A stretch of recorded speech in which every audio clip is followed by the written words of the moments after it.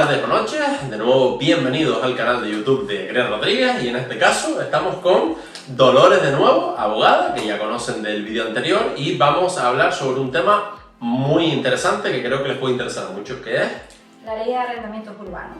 Durante esta semana nos han hecho una serie de preguntas, una serie de cuestiones que a todos nos afectan. Aparte de eso hay una serie de cambios normativos desde el 2020, muchísimos cambios normativos y como no, ha afectado a la ley de arrendamientos urbanos. De forma genérica vamos a decir los seis cambios más sustanciales de la ley. El primero de ellos, que es lo más importante, es la ampliación del plazo de duración mínima del contrato de arrendamiento. Si anteriormente eran 3 años, ahora para las personas físicas han pasado a 5 años y en caso de que una de las partes sea el arrendador o el arrendatario, sea persona jurídica, es decir, empresa, es obligatorio la duración de 7 años. Y esto puede ser renovable por 3 años de forma tácita. correcto, que es una pregunta muy habitual cuando me dicen, oye, ¿qué duración vamos a poner en el contrato? 6 meses, 1 año, vale, realmente en el contrato lo normal es que se ejerza por eso, por 6 meses, 1 año, que se supone que se van prorrogando, pero realmente lo que pone la ley es que el plazo vigente a día de hoy es de 5 años para personas físicas y 7 para personas jurídicas. Y también es cierto que las viviendas que se alquilan, porque estos muchos clientes me vienen con esa duda, oye, voy a alquilar mi vivienda por un plazo inferior a 1 año. Y digo, no, eso no es un contrato de arrendamiento que se rija por la ley de arrendamiento urbano, es un contrato de temporada y para ese tipo de contratos es esencial una serie de requisitos. Por ejemplo, tú eres empresa y vas a contratar a unos trabajadores y necesitas que te realicen una obra o un servicio durante un periodo de tiempo, ahí sí cabe el contrato de temporada, pero no puede de forma genérica hacer contratos de arrendamiento conforme a la ley de arrendamientos urbanos en estos términos. Que sea de manera estacional o tipo alquiler vacacional, para que porque son nulos de pleno derecho en cuanto a la duración y el arrendatario te puede exigir la ampliación hasta el final, porque al fin y al cabo el contrato no es lo que quieren las partes, sino lo que realmente es. Eso. ¿Vale? La segunda modificación es que una vez transcurrido el plazo de 1 año, el arrendador puede adquirir la vivienda y puede adquirirla siempre y cuando comunique al arrendatario en el plazo de 2 meses, tiene 2 meses de antelación para adquirir para él mismo o para un descendiente o ascendiente, para un familiar. En el plazo de 3 meses después de la comunicación y que se vaya el arrendatario, tiene que ocupar la vivienda, ¿vale? Ya lo diremos más adelante, pero en caso contrario, incluso el inquilino puede exigirle de nuevo la vivienda o una indemnización. También la tercera es que no se extingue... Bueno, perdón, antes de todo esto, importante mencionar, porque da lugar a confusión, arrendatario, arrendador, a lo mejor para nosotros no, Vale. pero quién es el arrendatario y quién es el arrendador, ¿vale? El arrendador es el propietario de la vivienda. Correcto. Y el arrendatario pues es el inquilino. El inquilino, exacto, porque muchas veces da error, incluso a la hora de firmar los contratos. A mí me pasa pues día a día que no se sabe realmente dónde tiene que firmar cada uno. Claro, es cierto, verdad. La tercera es que no se extingue el contrato de arrendamiento a pesar de que se venda el piso, y esto me cuestiona, me hacen muchas preguntas respecto a esto. ¿Por qué? Porque si tú vendes un piso y tienes un inquilino dentro, se subroga. Correcto. Y le tiene que pagar la renta pues al nuevo arrendador. Exacto.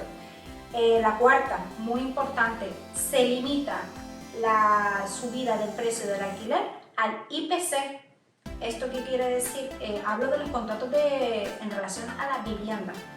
Quiere decir que tu arrendador, el propietario de la vivienda, no puede para nada subirte al año siguiente De manera arbitraria la cantidad que quieras, correcto. Tiene que ser conforme al IPC, que es el índice del precio al consumo, pues como ese año.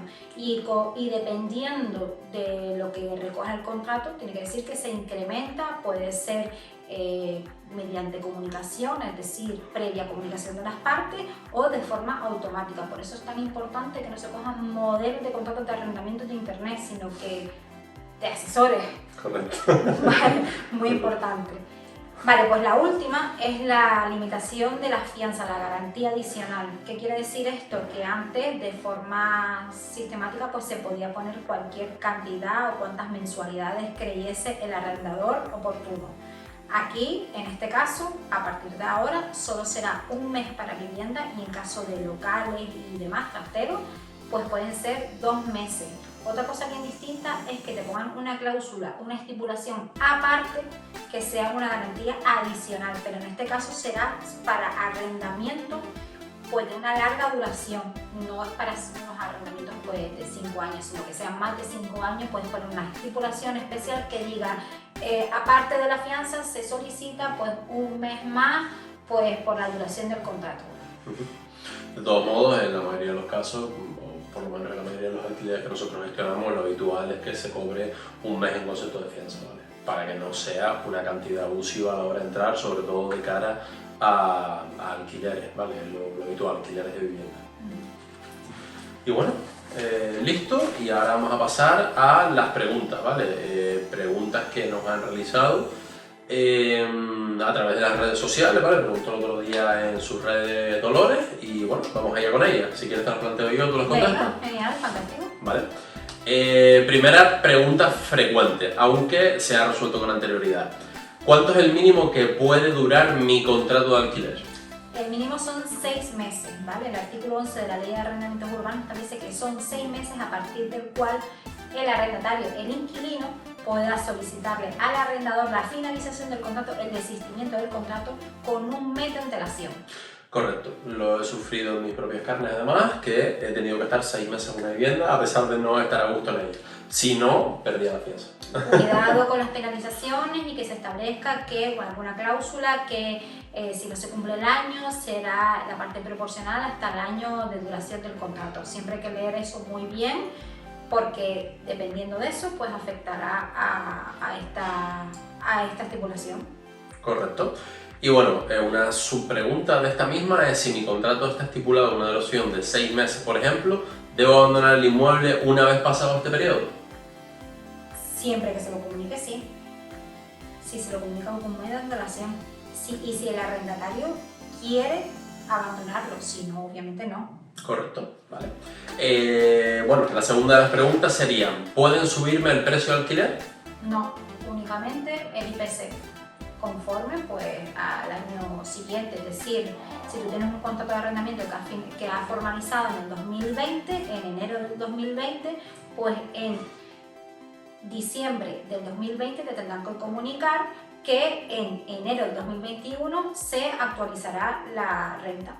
Como máximo al porcentaje que haya subido ese año el IPC anual. Aparte que incluso se suele añadir, se suele comunicar con esa tablita que se busca en internet y se hace el cálculo en internet. Correcto, eso mismo. Bueno, punto número 3, importante y creo que a muchos nos interesa esto. Reparaciones. ¿Debe el inquilino ocuparse de las reparaciones del inmueble? Bueno, esto es una cuestión muy controvertida. ¿Por qué? Porque depende de qué tipo de reparaciones. Aquí siempre hay una controversia entre el arrendador o el arrendatario, qué es lo que tengo que pagar yo, qué es lo que tiene que pagar él. Por regla general, las reparaciones mínimas como arreglar un cajón, arreglar un armario o similares, la obligación es del inquilino, ¿vale? Pero sí es cierto que si se te rompe un termo, la nevera y demás electrodomésticos necesarios, la reparación le pertenece al arrendador. ¿Qué ocurre? Que también afecta el uso y el cuidado diligente. Correcto. Si a mí me han puesto una nevera hace 1 año y medio y resulta que por el mal uso la rompo, el arrendador puede acreditar esa factura, pues se tiene que estar al caso concreto. Es más, hay muchísima jurisprudencia totalmente dispar al respecto. Entonces, muy importante porque suelen haber diferencias de este estilo, la verdad que no demasiado habitualmente, pero es muy importante tanto para el arrendador como el arrendatario conocer esto y saber si la propiedad que se alquila está amueblada, no está amueblada, el uso que se le va a dar que sea evidentemente correcto y diligente.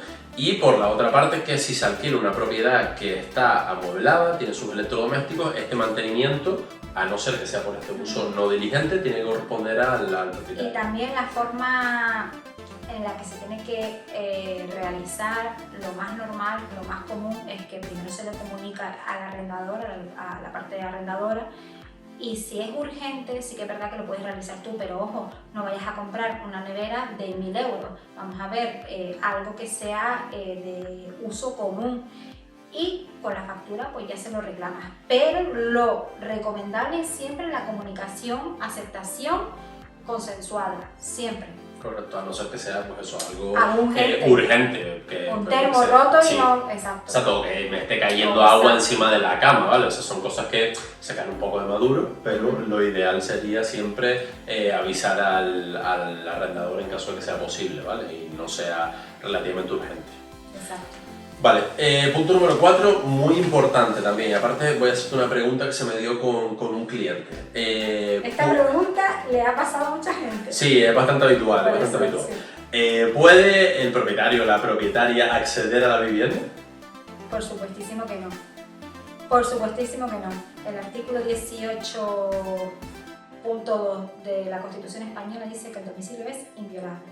Es más, a colación de esto, hay una serie de vídeos por internet de la policía que entró a una vivienda. Correcto. En el estado de alarma por una fiesta. No, es que no se puede. No se puede, a no ser que haya una orden judicial. Exacto, yo lo puedo negar. Y los propietarios que quieren entrar a la vivienda para revisar, les aconsejo, y lo siento, que se van a tomar el café al bar de abajo, porque no se puede. Sí, total. No, totalmente de acuerdo, porque al final estás entrando en el domicilio de otra persona. En el momento en el que se lo alquila, se convierte en su domicilio. A ver, no tiene coherencia, a no ser que él te invite a entrar o ustedes lo pacten, que estés accediendo a su vivienda, porque al final es su domicilio y no tengo por qué recibir visitas que no quiera recibir. O sea, me parece muy lógico.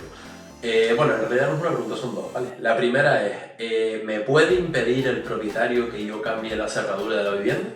No. Lógicamente, ¿vale? Eso es algo que se da de una manera bastante común, ¿vale? Entre los propietarios. El propietario no tiene ni por qué tener llave de tu vivienda. Exacto, es que no tiene sentido, porque de la otra manera tú vas a confiar en que él no va a entrar teniendo la llave. Y, hombre, a ver, yo confío en todo el mundo, pero prefiero la llave tenerla yo solo. O quien yo quiera que la tenga. Exacto. Vamos allá con el punto número 5, que serían las obras de mejora en la vivienda. Bueno, pues eso sí que es una causa de subida del alquiler a partir de los 5 años de venta a persona física y a partir de los 7 años, pues en caso de empresa. Sí se puede subir hasta un 20% en caso de mejora, pero una mejora sustancial, por ejemplo, pues un cambio de cocina, una mejora de condiciones de habitabilidad.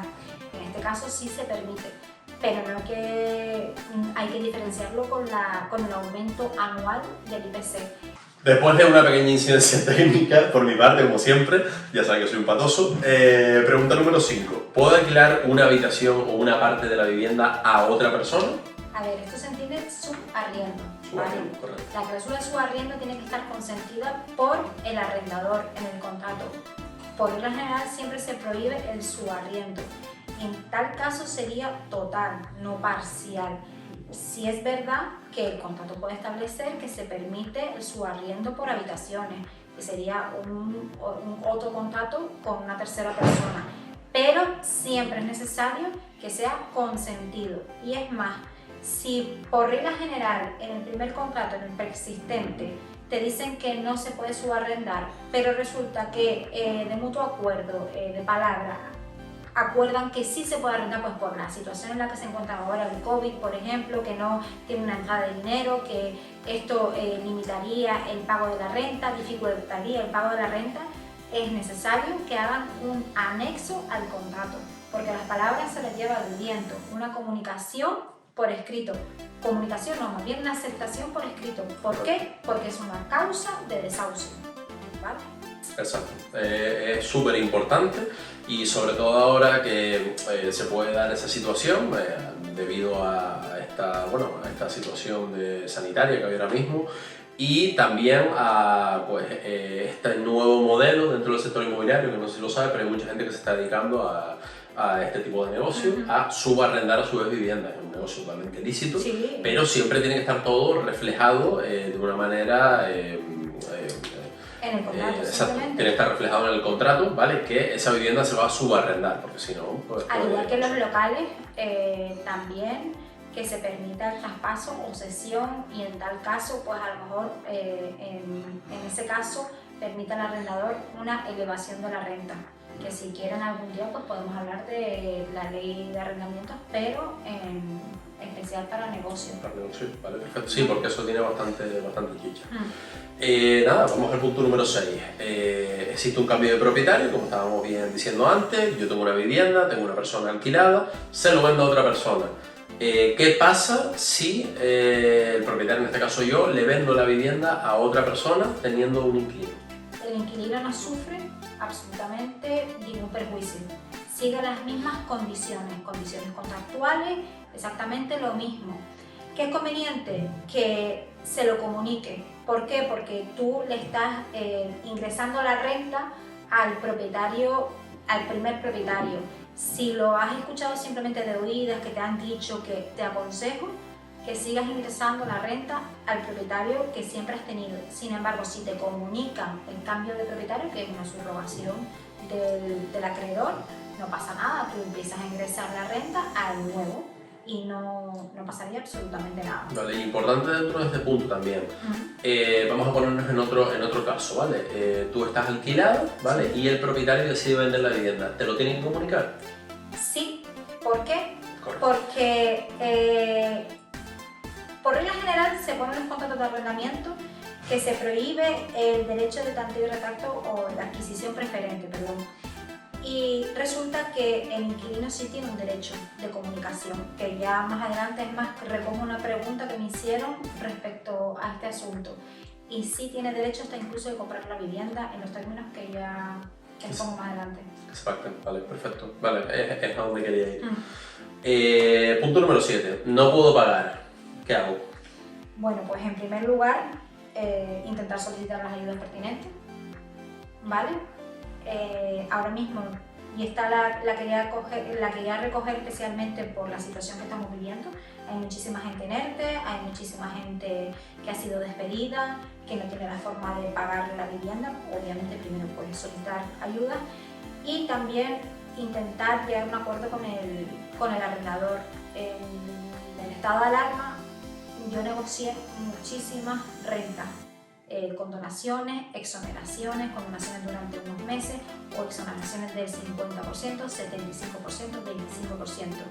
Pero es importante que le comuniquen la situación al arrendador, más que nada para que no inste un desahucio. No obstante, también es cierto que nadie te puede echar de tu vivienda hasta que no lo determine una sentencia de esa vivienda, aunque no pagues la renta.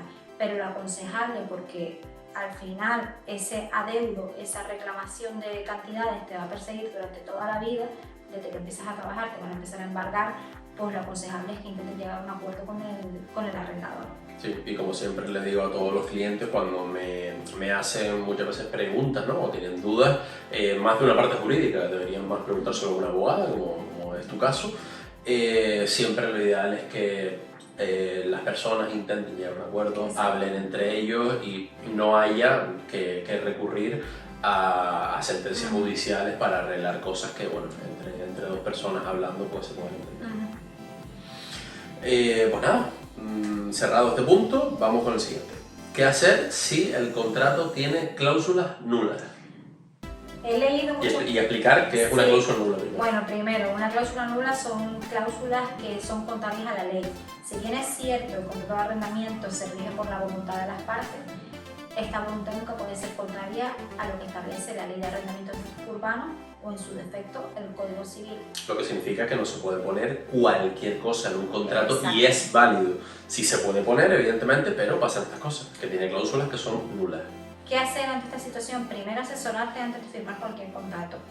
Y en caso de que al final quieras esa vivienda y sepas que esa cláusula es nula, se va a tener, si por algún casual acuden a la vía judicial, esa cláusula se tiene por no puesta, porque es nula de pleno derecho. Se quita y es como si no existiese, que es a las cláusulas que me refería antes de renuncia de derechos del arrendatario.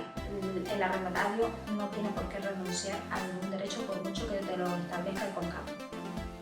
Correcto. Siguiente punto, que es bastante habitual también. ¿Qué ocurre en caso de desistimiento de uno de los cónyuges del matrimonio? Bueno, por ejemplo, una pareja se divorcia y tienen alquilada una vivienda. Está a nombre de los dos.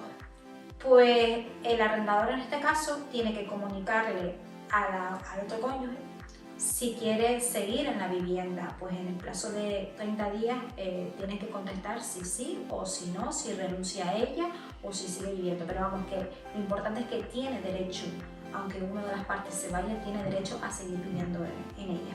¿Y habría que hacer un nuevo contrato? No, es en los mismos derechos, se cambiaría simplemente, se haría un anexo, pues el cambio del titular, ¿vale? En el plazo de 15 días. Vale, de acuerdo. Siguiente punto. ¿Qué es derecho de adquisición preferente? Que es lo que viene a colación de la otra pregunta que habíamos hecho anterior en el punto número 6. Por eso quería recogerla en un apartado específico, porque más del 60% de los contratos de arrendamiento te establecen la cláusula de renuncia al derecho de adquisición preferente. Y es importante leerlo y entender qué es lo que significa firmar eso, ¿vale? Que bueno, que a colación de las cláusulas nulas, esta se entiende por no puesta. ¿Por qué? Porque el artículo 25 de la Ley de Arrendamientos Urbanos establece que el inquilino tendrá derecho a adquirir la vivienda en caso de venta.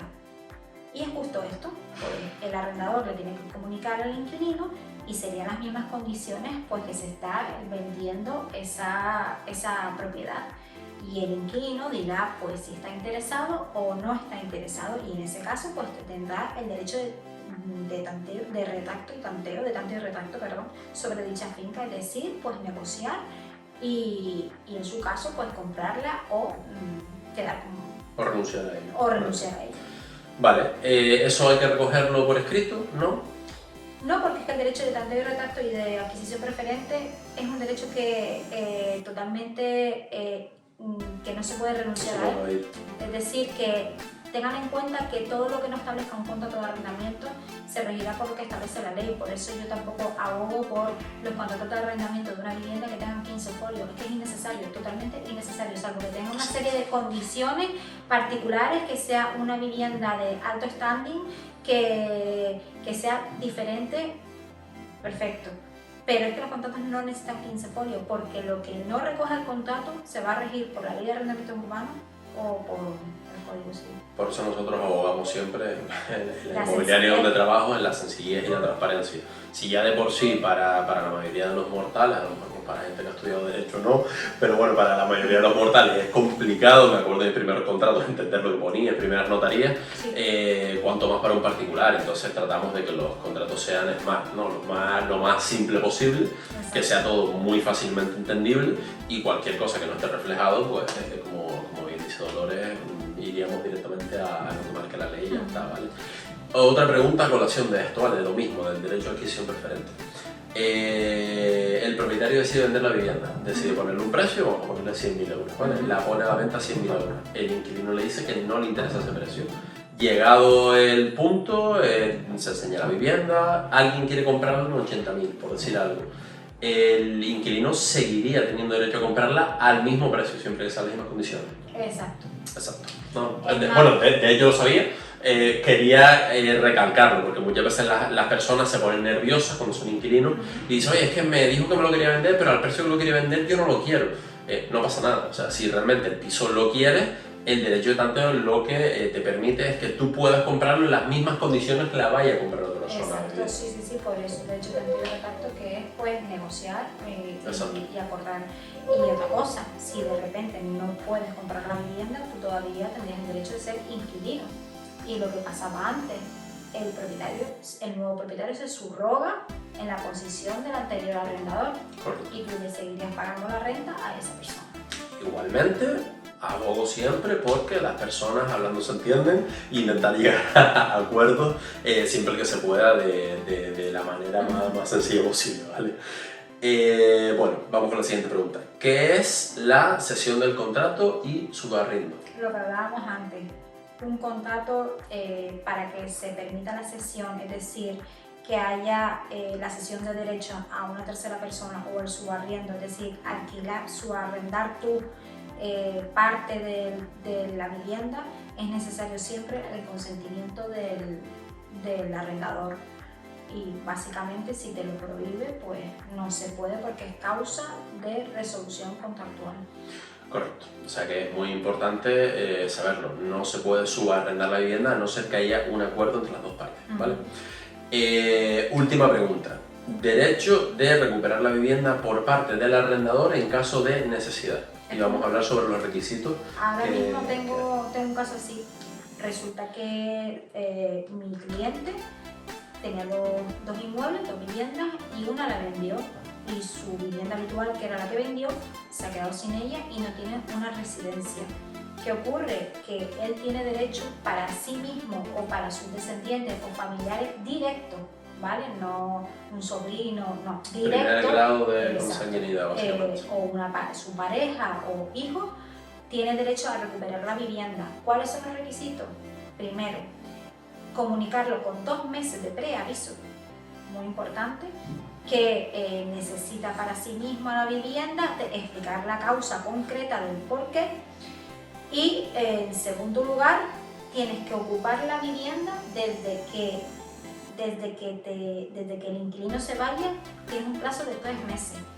¿Por qué? Porque en caso contrario, el inquilino puede instar una acción para que se le devuelva la vivienda o se le pague una indemnización pues hasta la finalización del contrato. Correcto. Y bueno, hasta aquí el vídeo de hoy. Creo que hemos hablado bastante, largo y tendido, sobre los alquileres, sobre las modificaciones que han ido sucediendo, ¿no?, respecto a la ley de arrendamientos urbanos. Y si tienen alguna duda, como siempre, la pueden dejar en los comentarios. Voy a dejar las redes de Dolores. Un caso concreto. Exacto. Y voy a dejar también las redes de Dolores por si le quieren hablar directamente a ella. Y nada, espero que les haya gustado, que les gusten este tipo de vídeos formativos, que les ayudemos con la información que le damos. Y como siempre, si les ha gustado el vídeo, ¿qué tienen que hacer?